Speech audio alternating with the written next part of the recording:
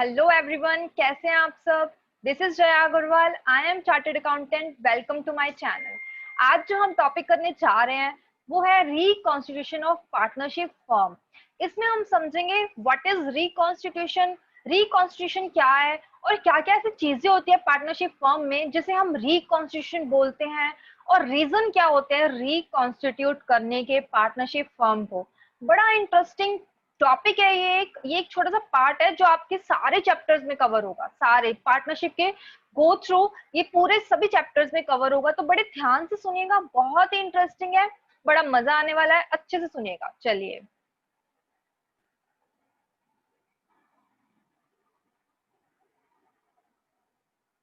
Reconstitution of partnership firm.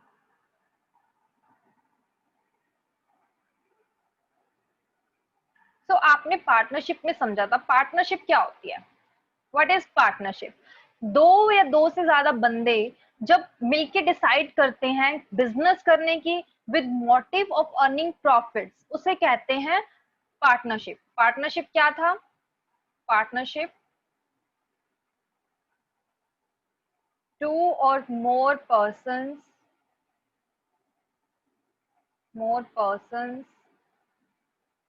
join together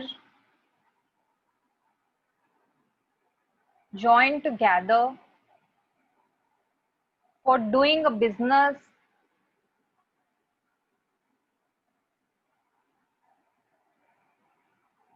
with motive of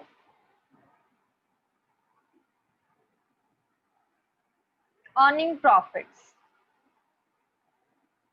यही समझा था हमने कि पार्टनरशिप क्या है। दो या दो से ज्यादा बंदे ज्वाइन होते हैं बिजनेस करने के लिए, और उनका मोटिव क्या होता है? Earning profits. ठीक है। अब इसमें हमने ये भी समझा था फीचर्स में कि ये दो चीजें बहुत जरूरी हैं बिजनेस पार्टनरशिप के लिए। बिजनेस करना plus earning of profits, motive of earning profits.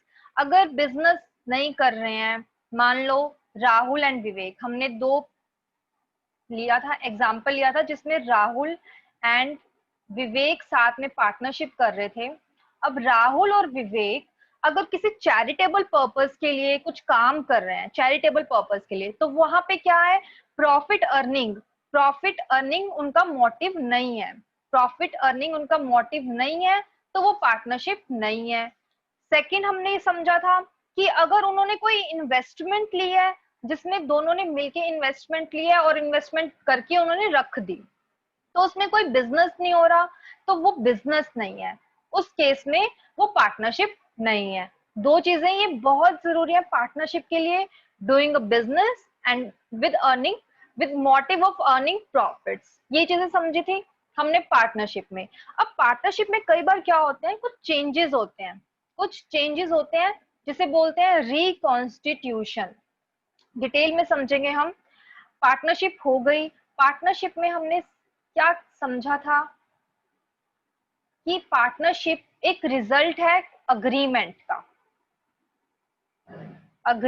का। जब राहुल और विवेक ने पार्टनरशिप स्टार्ट करी तो उनके बीच में क्या हुआ? अग्रीमेंट हुआ। अग्रीमेंट हमने समझा है कि ऑरल भी हो सकता है, रिटन भी हो सकता है। तो अग्रीमेंट होने से पार्टनरशिप हुई। अब मान लो फ्यूचर में उन्होंने कुछ उस अग्रीमेंट में कुछ चेंजेस करने हैं, वो चाहते हैं पार्टनरशिप में कुछ चेंजेस हो, तो क्या होगा? Old agreement comes to an end comes to an end and new agreement comes into force.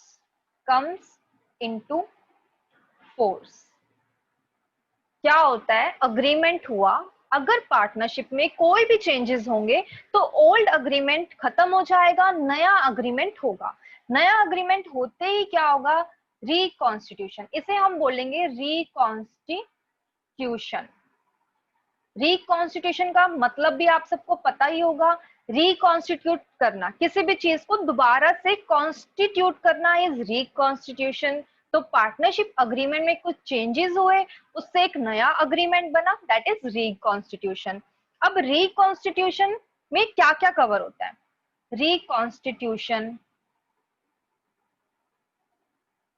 Reconstitution में क्या कुछ कवर होता है? First, change in profit sharing ratios, change in profit sharing ratios. हम समझेंगे इन चीजों को कि क्यों होती हैं। पहले हम समझेंगे कि रिकॉन्स्टिट्यूशन, किन किन चीजों को रिकॉन्स्टिट्यूशन बोलते हैं। एडमिशन ऑफ पार्टनर,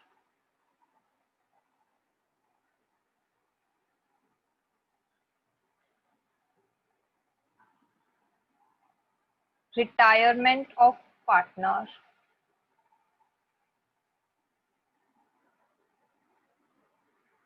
रिटायरमेंट और death. Fourth, amalgamation of partnership firm।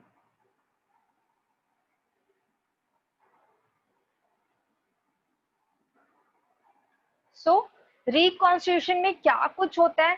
Change in profit sharing ratios. Change in profit sharing, जैसे कि हमने समझा राहुल और विवेक दो पार्टनर्स हैं, उनका रेशियो जो प्रॉफिट शेयरिंग रेशियो है वो है 1:1। क्या है? 1:1 उनका प्रॉफिट शेयरिंग रेशियो है। अब फ्यूचर में हो सकता है ये चेंज हो जाए, तो उससे क्या होगा? Reconstitution of partnership firm. Admission of partner, मान लो राहुल एंड विवेक दो बंदे हैं जो पार्टनरशिप कर रहे हैं। अगर यहाँ पे तीसरा बंदा भी वो ले आते हैं, लेट सपोज सुमित के साथ उन्होंने पार्टनरशिप कर ली, पार्टनरशिप में सुमित भी ऐड हो गया, तो वो क्या है? Admission of partner. इससे भी क्या होगा? पुराना अग्रीमेंट खत्म होगा, नया अग्रीमेंट बनेगा। ये भी क्या है? Reconstitution of partnership firm. Same retirement और डेथ, अगर एक पार्टनर की डेथ हो जाती है, अगर एक पार्टनर की, राहुल विवेक सुमित तीन पार्टनर्स हैं, तीनों में से या तो कोई बिजनेस को छोड़ के चला गया, पार्टनरशिप फर्म को छोड़ के चला गया, कुछ भी रीजंस हो सकते हैं उसके, उसको भी हम डिटेल में करेंगे। अभी हम समझ रहे हैं कि अगर कोई बंदा पार्टनरशिप फर्म को छोड़कर चला जाता है या फिर किसी पर्सन की डेथ हो जाती है, तीनों में से जितने भी पार्टनर्स हैं उनमें से किसी की डेथ हो जाती है, तो वो उससे भी क्या होता है? Reconstitution of partnership firm. तो ये भी क्या है? Reconstitution. Amalgamation of partnership firms, इसमें क्या होता है? मान लो एक फर्म है जिसमें राहुल विवेक और सुमित तीन बंदे हैं, और एक दूसरी फर्म है, एक सेकंड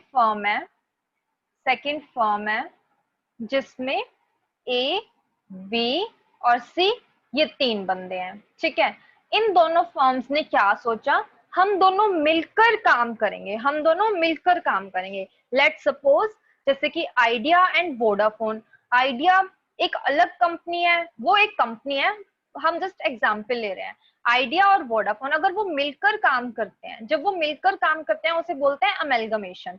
तो अमेलगमेशन में इसमें क्या हम ले रहे हैं कि राहुल विवेक सुमित की अलग पार्टनरशिप है, एबीसी की अलग पार्टनरशिप है, दोनों ने मिलकर डिसाइड किया कि हम एक साथ मिलकर बिजनेस करेंगे, उसे बोलते हैं अमलगमेशन ऑफ पार्टनरशिप, उसे बोलते हैं अमलगमेशन। तो इसमें भी क्या होगा? इसमें भी पुराना वाला एग्रीमेंट खत्म हो जाएगा, नया अग्रीमेंट स्टार्ट होगा, तो उसे भी बोलते हैं रिकॉन्स्टिट्यूशन ऑफ पार्टनरशिप फॉर्म। तो ये कुछ पॉइंट है, जब भी ये चीजें होती हैं, ये चार चीजें जब भी होती हैं, इसे बोलते हैं हम रिकॉन्स्टिट्यूशन ऑफ पार्टनरशिप फॉर्म। तो हमने क्या समझा रिकॉन्स्टिट्यूशन में?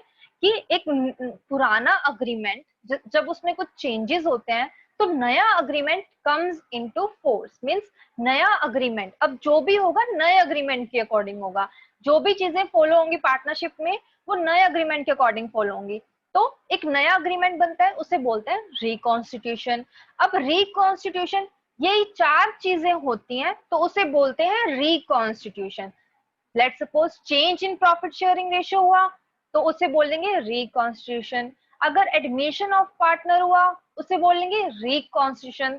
थर्ड है रिटायरमेंट ऑफ पार्टनर, उसे भी बोलेंगे रिकॉन्स्टिट्यूशन। और अमलगमेशन होता है तो वो भी है रिकॉन्स्टिट्यूशन। अब इन चारों के ऊपर आपके पास अलग अलग चैप्टर है, मतलब इसमें अमलगमेशन की जगह डिसोल्यूशन आ जाएगा उसमें। तो change in profit sharing ratio पे भी हमारा एक चैप्टर है, एडमिशन पे भी एक हमारा चैप्टर है, और रिटायरमेंट पे भी हमारा एक चैप्टर है। अगर आप फर्स्ट 2 चैप्टर्स बहुत अच्छे से समझ लेते हैं तो एडमिशन और रिटायरमेंट तो बस उसका एक एक्सटेंशन है। बहुत ही इजी, बहुत ही इंटरेस्टिंग चैप्टर्स हैं ये। अब हम समझेंगे कि change in profit change in profit sharing ratios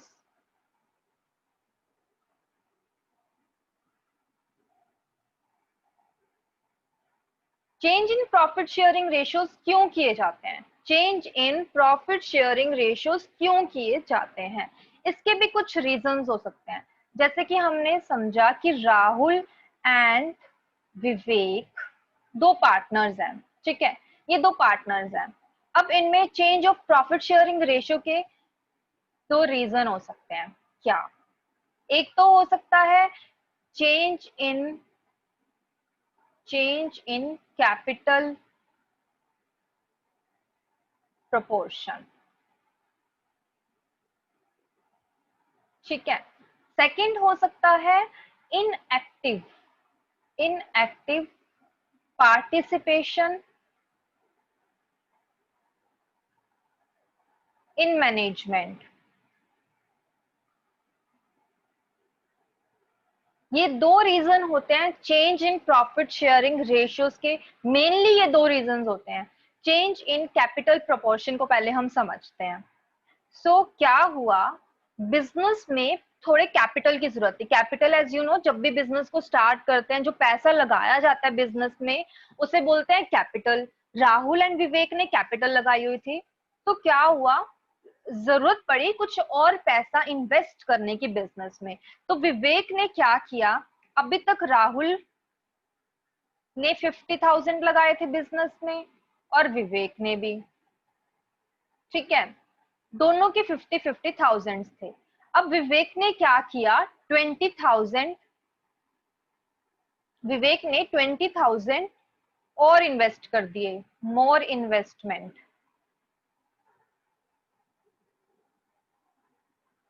विवेक ने 20,000 की और इन्वेस्टमेंट कर दी।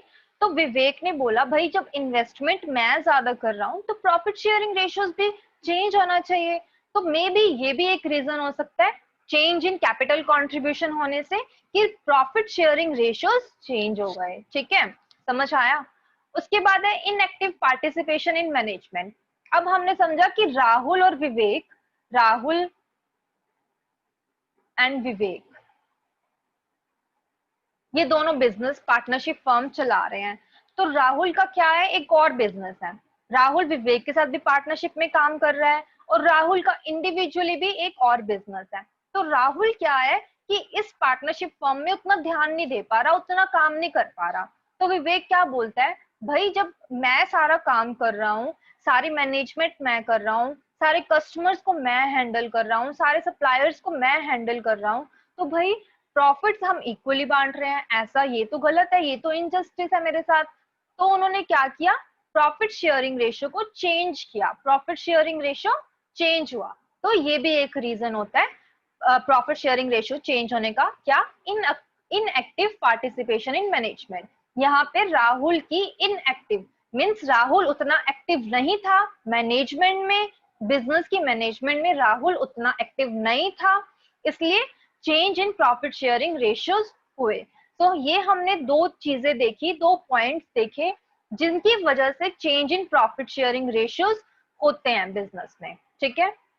तो इससे भी क्या बोलते हैं, ये एक रिकॉन्स्टिट्यूशन का पार्ट था। हमने समझा कि change in profit sharing ratio से रिकॉन्स्टिट्यूशन होता है। अब हमने ये भी समझ लिया कि change in profit sharing ratios क्यों होते हैं।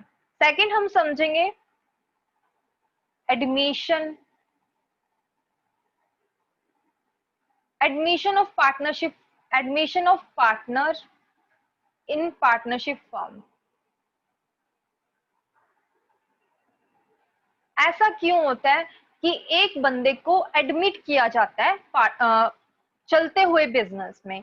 अब क्या होता है, मे बी बिजनेस को जरूरत है, राहुल और विवेक जो पार्टनरशिप फर्म चला रहे हैं उसमें उनको वो एक्सपेंड करना चाहते हैं। बिजनेस को फैलाना चाहते हैं, बिजनेस को बड़ा करना चाहते हैं, तो उसके लिए उन्हें क्या चाहिए?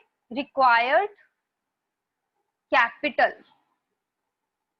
For expansion of business, for expansion of business. Business को एक्सपेंड करने के लिए उन्हें क्या चाहिए? कैपिटल चाहिए। तो जिसके लिए उन्होंने सुमित को पार्टनरशिप फर्म में एडमिट कर लिया, नया partner, admit as new partner. ये भी एक रीजन हो सकता है एडमिशन का। सेकंड रीजन क्या हो सकता है? वो चाहते हैं कि एक ऐसा बंदा चाहिए बिजनेस में जो कि एफिशिएंटली, अच्छे स्किल्स वाला हो, कंपीटेंट हो बंदा इस बिजनेस को करने के लिए। कंपीटेंट बंदा चाहिए उन्हें, competent, required person with more skills और कंपीटेंस। तो उन्हें एक पर्सन चाहिए, एक पार्टनर चाहिए ऐसा जिसमें स्किल्स हो, जो कंपिटेंट हो। तो इसलिए भी मे बी वो पार्टनर को ऐड कर सकते हैं। कोई भी, जिस भी पर्सन को उन्हें लगता है कि हाँ भाई ये बंदा, इसमें अच्छे स्किल्स हैं, अच्छा कंपिटेंट है ये बिजनेस करने के लिए, तो वो किसी को ऐड कर सकते हैं। थर्ड रीजन हो सकता है कि उन्हें चाहिए कोई अच्छा रेप्यूटेड बंदा जिसकी अच्छे गुडविल हो, ठीक है, ताकि उससे क्या होगा, अगर कोई अच्छा रेप्यूटेड बंदा जिसकी बहुत ज्यादा गुडविल है, जिसकी गुड रेप्यूटेशन है, अगर वो हमारे बिजनेस के साथ जुड़ेगा तो हमारा बिजनेस बढ़ेगा, उससे क्या होंगे? प्रॉफिट्स होंगे। तो ये भी एक रीजन हो सकता है कि वो एक बंदे को ऐड करना चाहते हैं अपने बिजनेस में। तो उससे भी क्या होगा? Required a person with good reputation और गुडविल भी बोल सकते हैं हम, which will help in earning more profits, right? तो क्या हुआ कि उन्हें एक पर्सन चाहिए with good reputation, with goodwill, जो कि हेल्प करेगा in earning more profits. Fourth हो सकता है, कभी कभी क्या होता है, जैसे मान लो राहुल और विवेक की पार्टनरशिप फर्म चल रही है, उनकी पार्टनरशिप फर्म में एक एम्प्लॉय काम करता है जो कि बहुत अच्छे से काम करता है, ठीक है, वो बहुत अच्छे से सब कुछ मैनेज कर रहा है। तो कभी कभी क्या होता है कि वो अपने एम्प्लॉय को मोटिवेट करने के लिए वो क्या करते हैं, उसे पार्टनर बना लेते हैं to motivate an employ, right? तो ये कुछ रीजंस होते हैं एडमिशन ऑफ पार्टनर के, नए पार्टनर को चलते हुए बिजनेस में एडमिट करने के लिए। ये कुछ रीजंस होते हैं, ठीक है।